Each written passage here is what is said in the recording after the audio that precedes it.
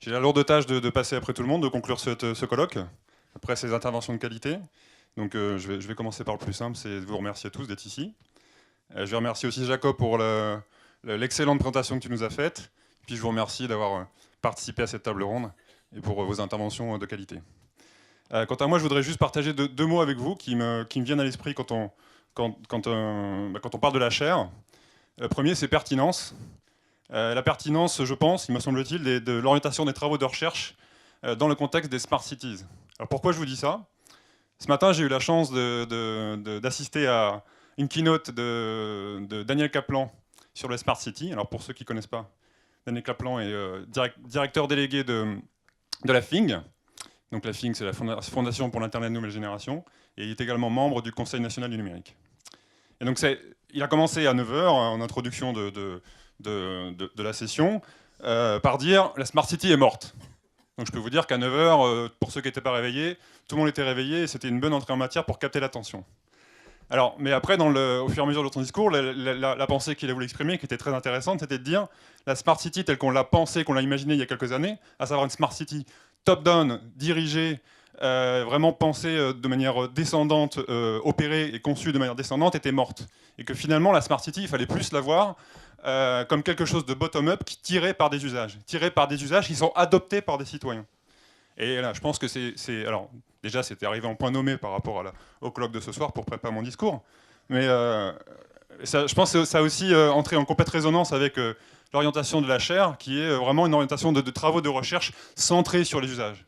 Centrée sur les usages et aussi avec une forte dimension expérimentation qui va permettre de valider aussi que des usages ils sont adoptés par des citoyens. Parce que ce qui est important, c'est pas uniquement les usages, c'est que ces usages-là, ils soient adoptés. Et je pense que les exemples qu'on a pu avoir ce matin, c'était tous les usages, et pas forcément toujours les bons, qui étaient adoptés, comme que peuvent l'être Uber, BlaBlaCar, pour les bons, ça dépend pour qui. Mais Pokémon Go, qui est peut-être un peu moins, bon, c'est peut-être ludique, mais c'est peut-être, en tout cas, moins dans le contexte de Smart City qu'on pouvait s'imaginer. Donc voilà, c'était vraiment quelque chose que je voulais partager avec vous, parce que ça a vraiment confirmé et réaffirmé la pertinence de l'orientation des travaux de Jacob et de son équipe. Le deuxième mot que je voulais partager avec vous, c'est importance. C'est l'importance de la chaire dans le programme Smart Territories. Alors pourquoi? Pour deux raisons. La première, c'est que j'ai la conviction que ça va nous permettre de développer une excellence scientifique au sein de l'IRT. Alors déjà parce que j'ai la chance d'avoir Jacob dans l'équipe, mais Jacob c'est quand même quelqu'un de valeur dans le domaine qui a fait ses preuves et qui a un parcours vraiment brillant et intéressant dans ce domaine-là. Et puis aussi parce qu'on a une collaboration forte avec Centrale Supélec, et ça sera évidemment très profitable à l'IRT pour développer des compétences scientifiques dans ce domaine-là. Et puis la deuxième raison, c'est le fait que la chaire, pour moi, je la vois comme un incubateur de cas d'usage. Voilà, c'est une sorte d'agitateur d'idées, un incubateur de cas d'usage qui va nous permettre d'être ensuite mis en œuvre dans nos projets de recherche. On l'a un peu parlé tout à l'heure. Dans nos projets de recherche, nous, on va faire des plateformes technologiques avec du numérique, du big data, on va modéliser le système de mobilité, et les cas d'usage qui vont être définis dans la chaire, on va être capable de les mettre en œuvre, de les tester dans nos projets de recherche. Donc pour moi, c'est fondamental d'avoir cette chaire-là dans le programme et d'avoir une très forte proximité entre la chaire et nos autres projets de recherche, de mobilité, bien sûr.